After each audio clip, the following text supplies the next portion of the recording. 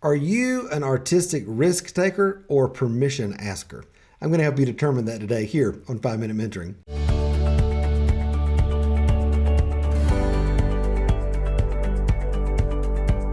Well, hey, my friend, hope you are doing so awesome. Glad you're here with me today here on 5-Minute Mentoring. You know, one of the things I see with emerging artists a lot of times when they come into our mentoring program is that they come in as what I call artistic permission askers. And you're like, well, what is that? In their art, and a lot of times in their life in general, they have developed this sort of habit, if you will, of never doing anything unless they ask permission first. And it sounds really great, like, oh, you know, they just want to get things right and they just want to do things right and they just want to do it in the easiest way possible. But what happens is when you live your life in a way that is always asking for permission, that is, what decision should you make? What piece of art should you create? What color should you use? Should it be this big or that big? Should you do it this way or that way? If you're always looking to somebody else to make decisions, what happens is that becomes the quickest way to slow down your artistic development. Why? Because you're continually doubting yourself.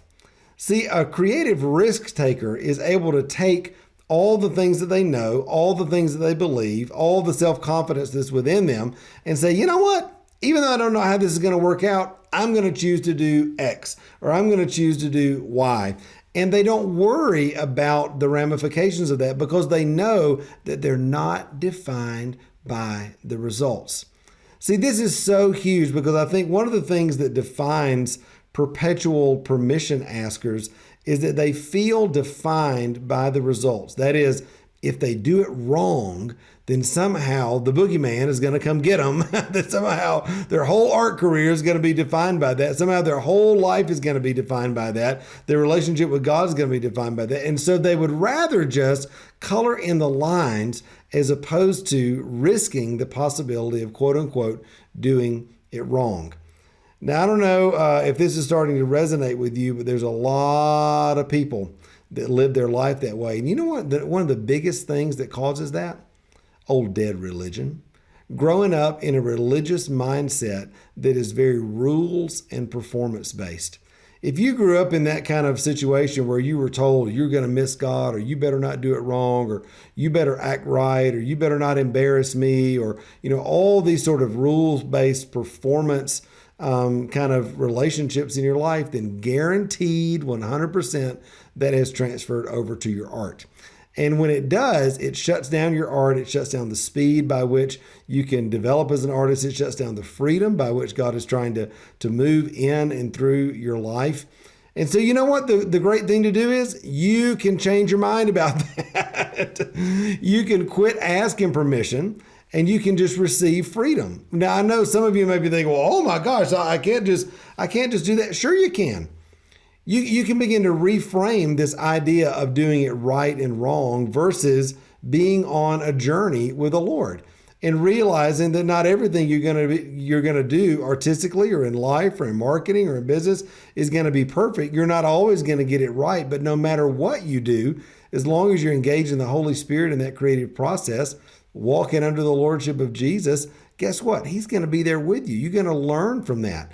And there's nothing wrong with asking advice from mentors. There's nothing wrong with taking the advice of teachers and that sort of thing. In fact, we love doing that. That's one of the reasons I started our Created to Thrive Artist Mentoring Program, is so artists would have a step-by-step way to begin to think on their own and create on their own and build a brand and build a business and live the abundant life, so they didn't have to figure it out on their own. But listen, when that turns into being paralyzed without having input from a mentor, then that's gone overboard. All right. So there's always balance in that. It's wonderful to ask for input, but when you're constantly asking for permission and needing permission from other people to be able to move forward in any area of your life, whether that be your art, your business, your relationships, your spiritual life with the Lord, it's gone amok. And you can absolutely take that to the Lord. And you know what an easy thing to do is? Just take it to Jesus and say, Jesus, would you show me the truth about what I'm, believing about this? Would you reveal to me the root about where this has come from? And what's the truth about what you say about it? Guaranteed, there's something maybe in your past, maybe a situation that you went through, maybe a belief that somebody sowed into your heart that you attached to, and you believed that that was the way you were supposed to do it. But my friend, when you can ask Jesus, Jesus, what's your best for me? How do you want me to walk in boldness and with risk and with the ability to step out in faith? How do you want me to do that in concert with my relationship with you? All of a sudden, you can be able to walk in freedom. You don't have to be bound by the permission of others. All right?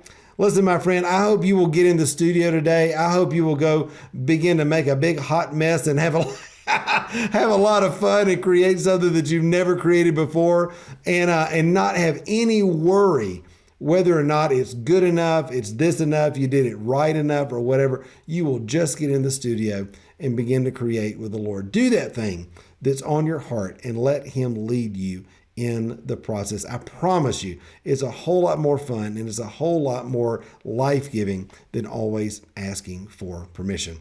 I love you, my friend. And remember, till next time, you were created to thrive. All right, bye.